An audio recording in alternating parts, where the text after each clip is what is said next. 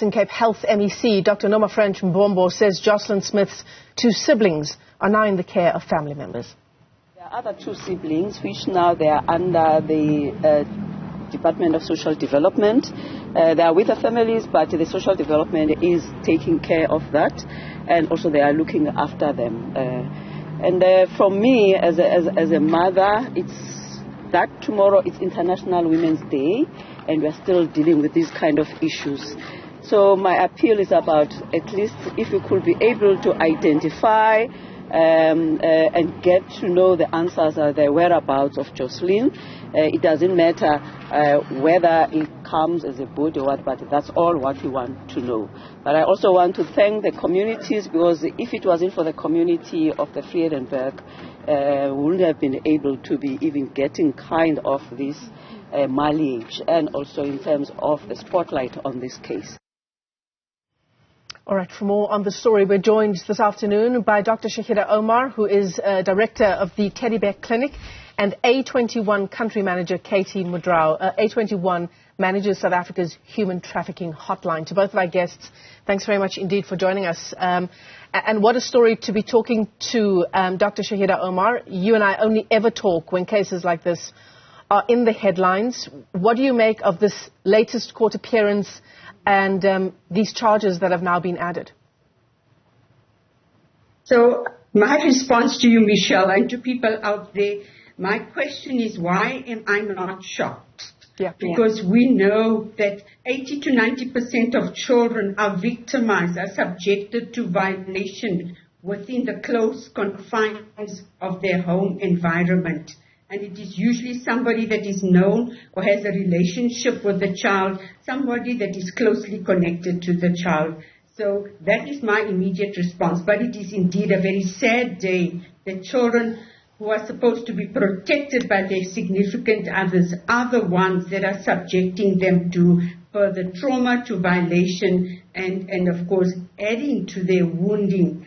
So, you know, this is absolutely a very, very sad day in our country, because it speaks to the fact that a place which, you know, which is supposed to be a place of hope, home is supposed to be the place of hope. Unfortunately, home is the place of hurt, violation, and pain and trauma for children. Yeah, certainly. We know, Katie, the reality of living in South Africa as women and children. We know of the warnings we give our children about people out there, people who are strangers to you. The very least we ask for is that our children are safe, as Dr. Omar says, within the confines of their home. And it doesn't, not just because of this case, but because of many others, it doesn't seem to be the case. That's, like Dr. Shaheda said, it's a very sad development, but again, we're also not surprised knowing this field of anti-trafficking.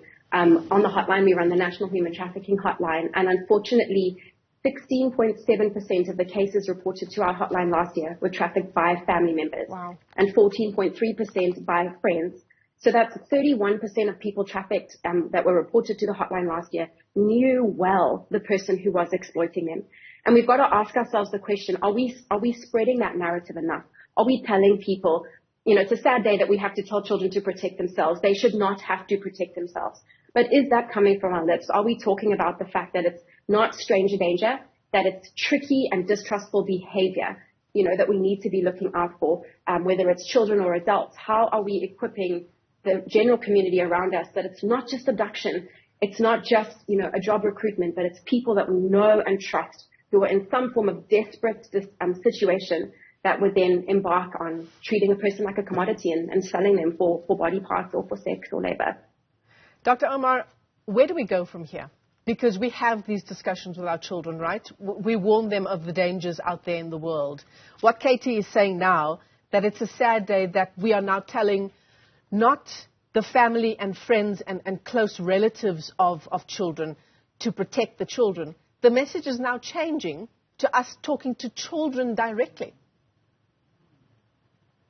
Indeed, and you know, as Katie alluded to the fact that we are now expected to teach children to protect themselves to actually take responsibility in their own hands when it should be an implicit expectation that they should be protected regardless.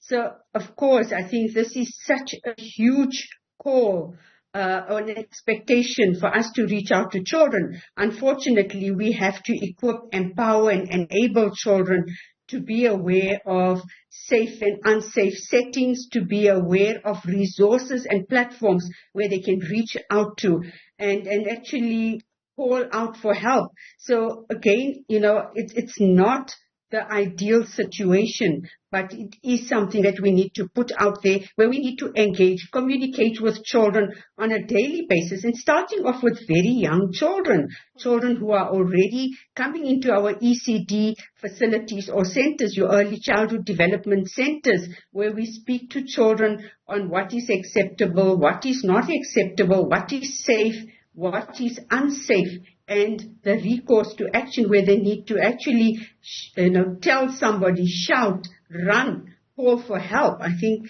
again, it's also, I would say, instilling anxiety, fear, and panic in children. So it's got to be done in a way where children are engaged and are also having an opportunity to ask questions, but also finding themselves with people that they can trust. So that they need to reach out to people that they can trust.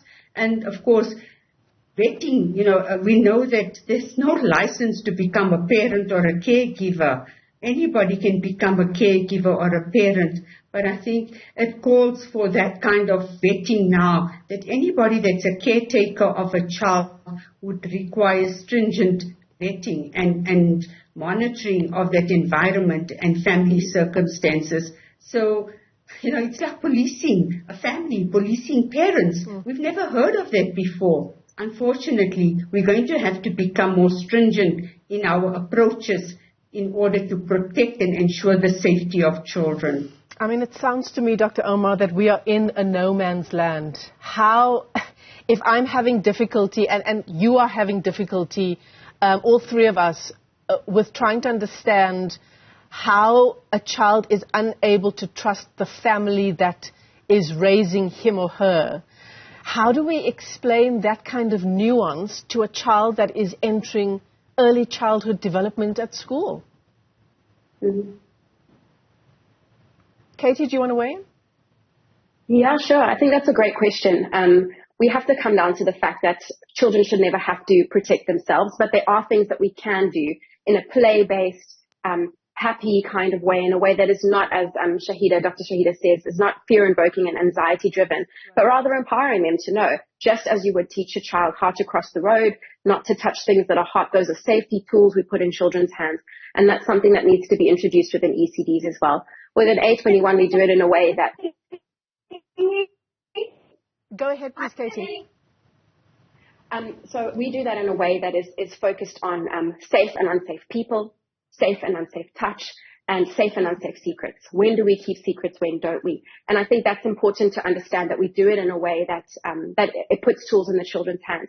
But I think we also need to move to look at what is the community's involvement? What is the awareness raising that needs to take place for people to realize that trafficking rings are operating, especially in areas where vulnerability is high, where there's poverty, high instances of drug addiction or alcoholism in the home, where there are known vulnerability indicators. How are we raising awareness in communities to make them aware? People will be approaching you for not just sex trafficking and labor, but there is a market for organs for Muti. There is a market for organs, for the black market, for transplants. It's very underreported, very misunderstood, but we need to be empowering the community to understand that rings do operate within South Africa. They will come and answer a desperate need, lots of money, or responding to, hey, I will look after your children, I'll put them in school, I'll do X, Y, and Z. But can you trust that, or can't you? And I think we need to, instead of putting all the onus on the children, is look at what are we doing within specifically vulnerable communities like Saldanha, like the Vredenburg area, to empower family, community to report when they are seeing these ills happening, these rings operating, and that they're taken seriously. Yeah, absolutely. Dr. Omar, we often talk about, it taking a village to raise a child. It's just not up to the education department. It's not up to just families. It does really, in particular communities, it takes all of us keeping an eye out. It's not your child, but it is my child in a way, because you can imagine it being your child, right? It really takes the involvement of everyone to just be on high alert. That's the stage that we are at now. Indeed, and you are absolutely spot on when you say that, and as Katie also alluded to the fact that it's co-responsibilities, community responsibility. Everybody out there has a responsibility to ensure the safety and protection of children. So what do?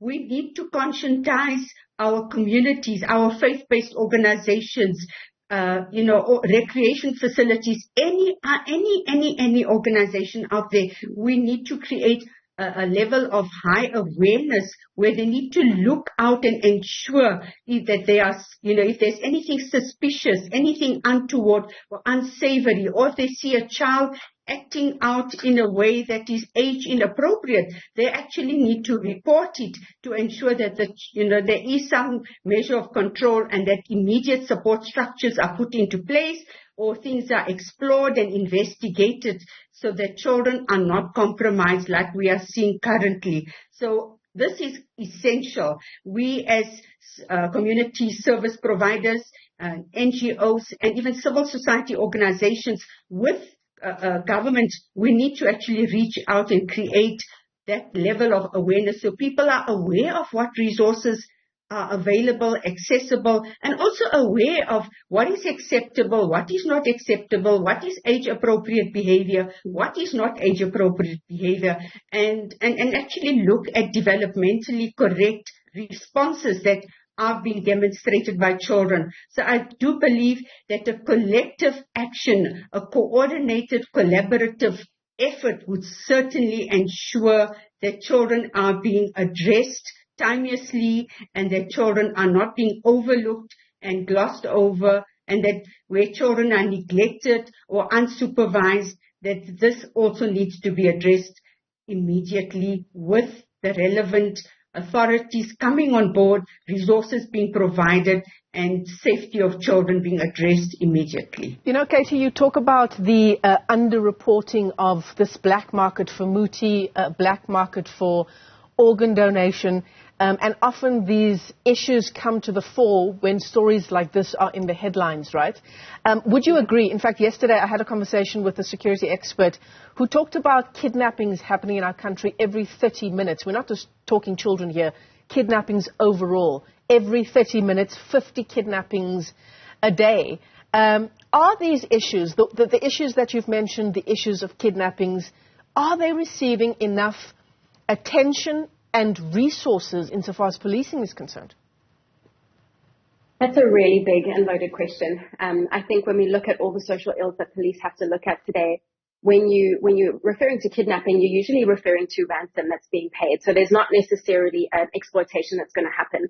When you're talking about abduction, there's a sexual nature around it, or could potentially end in trafficking, for example. I do think more attention needs to be paid to it. And specifically tackling the rings that are doing it. So not, one case here, one case there managing it, but the rings that are operating.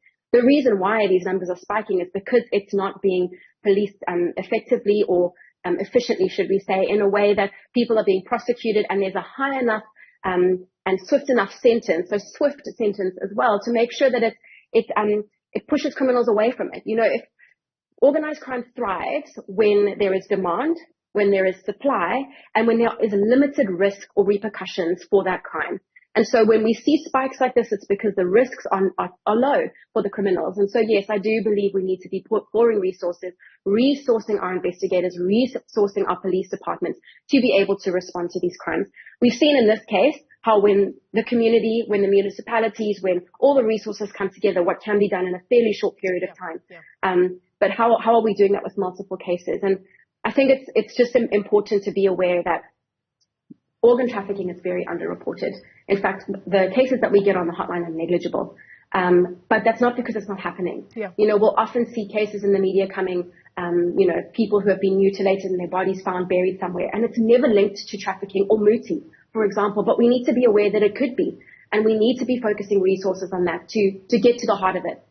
Yeah, the issue that we're talking about is just so much bigger than just kidnapping. Let me thank both of our guests. I think we could spend the better part of this hour talking about this and unpacking the story. But Katie Modrau, let me thank you for your time. The A21 country manager. It's an NGO that manages South Africa's human trafficking hotline. And as always, Dr. Shaheda Omar is the director of the Teddy Bear Clinic. Thanks very much indeed for joining us.